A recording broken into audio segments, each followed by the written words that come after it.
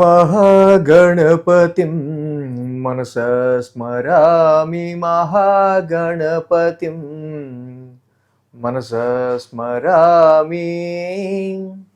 TR creations family అందరికీ నా హృదయపూర్వక ధన్యవాదాలు. అలాగే ఈ వారం ఈ నవంబర్ మాసంలో 23వ తారీఖు నుంచి 29వ తారీఖు వరకు కూడా నవంబర్ చివరి వారానికి సంబంధించి వార ఫలాలు ఏ విధంగా ఉండబోతున్నాయి, ద్వాదశ రాశుల వరకు అనేది తెలుసుకుందాం. దీనిలో ముఖ్యంగా ఇక్కడ మనం చూస్తే కనుక మేజర్ ట్రాన్సిటల్ చేంజెస్ విషయానికి వస్తే 24వ తారీఖు బుధుడు ఇక్కడ ఆయన అంటే సోమవారం నుంచే రిట్రగ్రేషన్లో వక్రంలో మళ్ళీ తిరిగి తులారాశిలోకి వస్తూ ఉన్నారు. మిత్రక్షేత్రంలో స్వక్షేత్రంలో శుక్రుడు ఉన్నారు, ఆయన మిత్రక్షేత్రంలోకి వస్తున్నారు. ఇక 27వ తారీఖు గురువారం శుక్రుడు కూడా వృశ్చికంలోకి మారుతున్నారు. 4 రోజులు తులారాశిలో స్వక్షేత్రంలో, తర్వాత మళ్ళీ ఆయన తిరిగి వృశ్చిక రాశిలోకి అడుగు పెడుతున్నారు. అలాగే చంద్రుని యొక్క గమనం కూడా మనం చూస్తే కనుక ధనస్సు, మకరం, కుంభం, మీనం 4 రాశుల మీదుగా చంద్రుని యొక్క గోచారం ఉండటం మనం గమనించవచ్చు. అదేవిధంగా ఇక్కడ మనం చూస్తే కనుక బుధ శుక్రులు ఇద్దరు ఫ్రెండ్స్ కలిసి ఉన్నారు, రవి కుజులు ఇద్దరు ఫ్రెండ్స్ కలిసి ఉన్నారు ట్రాన్సిట్లో. సో ఈ విధమైన గ్రహస్థితులు చంద్రుని యొక్క గమనం ఆధారంగా ఈ యొక్క నవంబర్ మాసం చివరి వారానికి 23వ తారీఖు నుంచి 29వ తారీఖు వరకు కూడా ద్వాదశ రాశుల వారికి సంబంధించి రాశి ఫలితాలు ఏ విధంగా ఉండబోతుంది అనేది మనం ఇప్పుడు చూద్దాం. సింహరాశి వారికి సంబంధిద్దాం. సింహరాశి వారికి సంబంధిస్తే కనుక తృతీయంలో శుక్రుడి యొక్క సంచారం సింహరాశి వాళ్ళకి కొంచెం ఇక్కడ మనకి ఎఫెక్టివ్గా కనిపిస్తూ ఉంది. ఏదైతే ఆయన స్వక్షేత్రంలో శుక్రుడి యొక్క సంచారం తృతీయంలో ఉంటాం చాలా వరకు కూడా. సో ఇక్కడ మీ సిబ్లింగ్స్తో కానీ కొలీగ్స్ అండ్ సర్వెంట్స్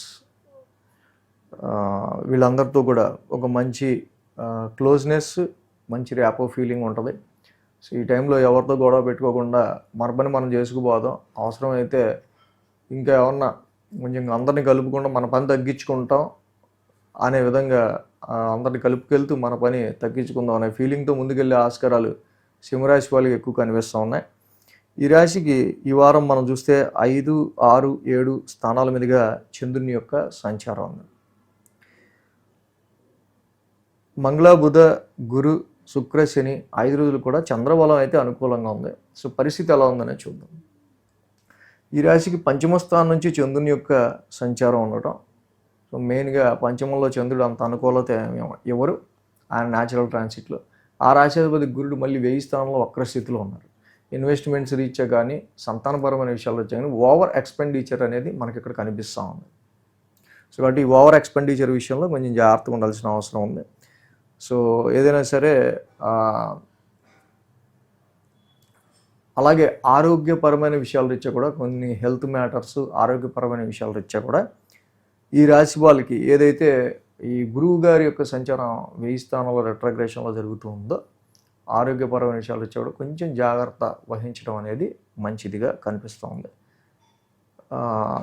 సో ఖర్చులు మాత్రం కొంచెం ఎక్కువగా ఉండే ఆస్కారాలు కనిపిస్తూ ఉన్నాయి. అదే హెల్త్ పరంగాన సో ఇంకా ఇతరత్ర దేని పరంగా అనేది మీకున్న సిచ్యువేషన్స్ని బట్టి కనిపిస్తూ ఉంది. కాబట్టి సో ఇక్కడ ఎక్స్పెండిచర్ విషయంలో కొంచెం మార్జిన్లో ఉండడం అనేది సింహరాశి వాళ్ళు ఈ వారం మంచిది. మంగళ, బుధ, గురువారాల్లో మనం చూసినట్టయితే కనుక ఈ రాశికి షష్టమ స్థానంలో చంద్రుని యొక్క సంచారం ఉన్నాం.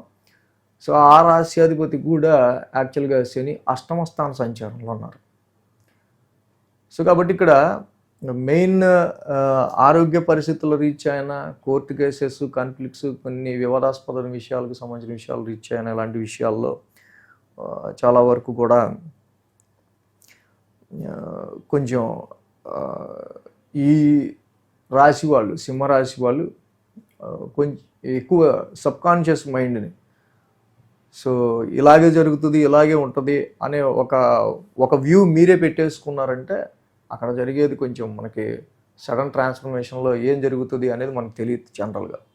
సో కాబట్టి హెల్త్ పరమైన విషయాల్లోనూ, ఇలాంటి లిటిగేషన్స్ విషయాల్లోనూ, కోర్టు కేసెస్ ఇతరత్ర వాటి విషయాల్లో కూడా కొంచెం కేర్గా డీల్ చేయడం అనేది ఈ సమయంలో అవసరంగా కనిపిస్తూ ఉంది. ఇక శుక్ర శనివారాల్లో చూసినట్టయితే కనుక సప్తమ స్థానంలో చంద్రుని యొక్క సంచారం రాశి వాళ్ళకి. సప్తమంలో ఆల్రెడీ రాహు ఉన్నారు, ఆ రాశి అధిపతి కూడా అష్టమంలో ఉన్నాడు. వ్యాపార రీత్యా తీసుకునే డెసిషన్స్ విషయంలో చాలా జాగ్రత్త తీసుకొస్తే ఎక్కువ ఎక్సీడెడ్ ఖర్చులు మాత్రం కనిపిస్తూ ఉన్నాయి.